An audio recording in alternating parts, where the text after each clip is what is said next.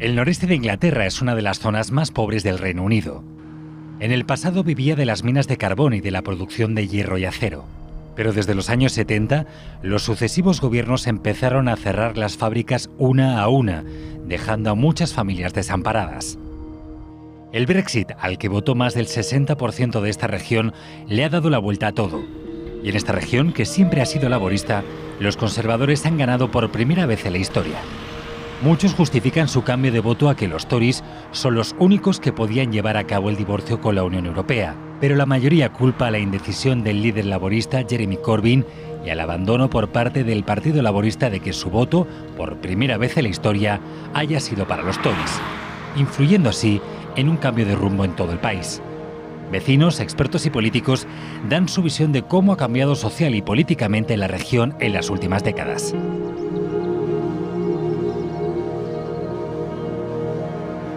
Traditionally, the north of England has been an industrial area, which traditionally you would associate with the Labour movement. From 1945, that you could weigh Labour votes. You know, you didn't need to count them, you need to put them on a weighing scales and weigh them. There were so many. The northeast feels a long way away from London, and it feels even further away from Brussels. The voters realised finally that the Labour Party took this area for granted. And that was one of the reasons why, not just on Brexit, but that was the main reason, because the Labour Party couldn't make their mind up about Brexit. And one of the impacts that we had that I think... And what Brexit has done is that it's effectively turned it upside down. And so you've ended up with a lot of working class people who live in poorer parts of town, who have more manual jobs.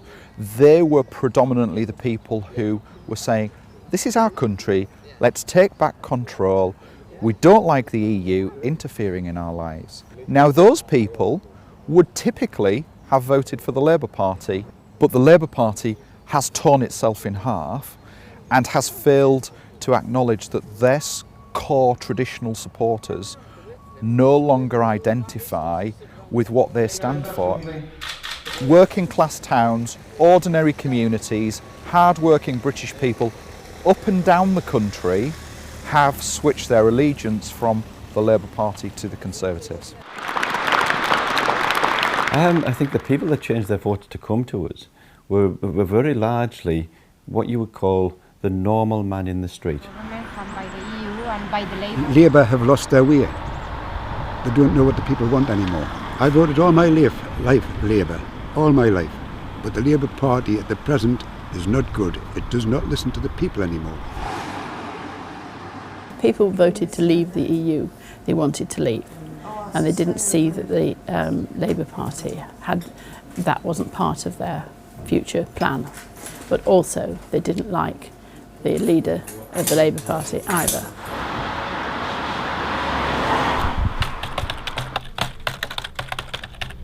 Jeremy Corbyn's Labour looks very, very London-centric, based on very left-wing views that don't really chime with traditional working-class industrial areas up here in the northeast. By lots of people who voted Brexit in 2016 as a way of getting out of the original referendum result. So in that sense it was seen as a bit of a betrayal, I think. Its policy on Brexit was incredibly complicated, about having a second referendum, and then which way will we vote in the second referendum? Well, we're not really sure, but we'll get a new deal, and it was nothing. In the general election, he offered a very simple slogan: get Brexit done. That was it. So this is an enormous Tory tsunami. And it's the Conservative Party that has delivered what the people have actually wanted. The people of this part of the world have lent us their vote. And clearly we want to consolidate, clearly we want to stay there, and we want to prove that it's not a one-off game. I think Boris Johnson is the only one who can get us out of Europe. Whether the Europeans like it or not, he's going to do it in an efficient way for the people of England, Britain. People want to change. People wanted the simple thing. They wanted to be out of Europe, rightly or wrongly.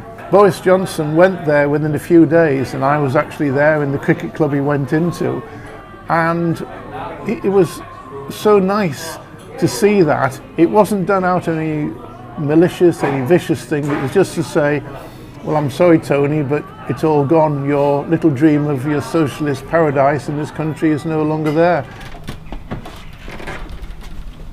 Since Tony Blair was here, nothing has changed. So we still have food banks, we still have poverty, and I think people just got tired of voting for Labour and finding that nothing was happening, nothing is changing. I think most people in the North East feel very much left behind, that the vast majority of money is spent in the London and suburbs, and not so much spent where it's really needed. Yeah, under that table.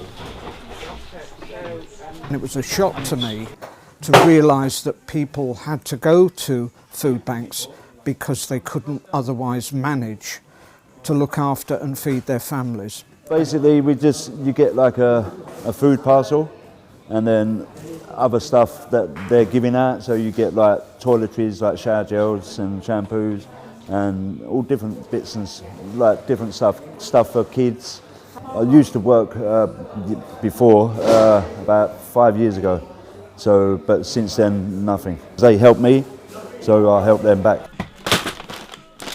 What we really are interested in is removing the reasons for the crisis, why people come to the food bank, because if we can support individuals and families through the main reasons for that crisis, hopefully there'll be no need for them to come back to a food bank. Hopefully things will get better. Hopefully they'll sort the benefit system out because they know that they've got problems with it and they're trying to sort that out. So hopefully that gets better. And then, well, yeah, and then hopefully I can find a job in the future. Labour needs to come back into power, I think, because then the benefit system gets better, then, yeah, people should get what they were getting before. All right, see you then. Personally, I think it has to represent all working people. We are the forgotten people in the northeast of England. The future for Labour, I think there are huge question marks, and it is grappling as to whether it is a leave or remain party, it's grappling as to whether it's a left-wing party or a right-wing party. I also think it's got to grapple as to whether it is a northern party or a southern party. The Labour Party does need to do something about the red wall.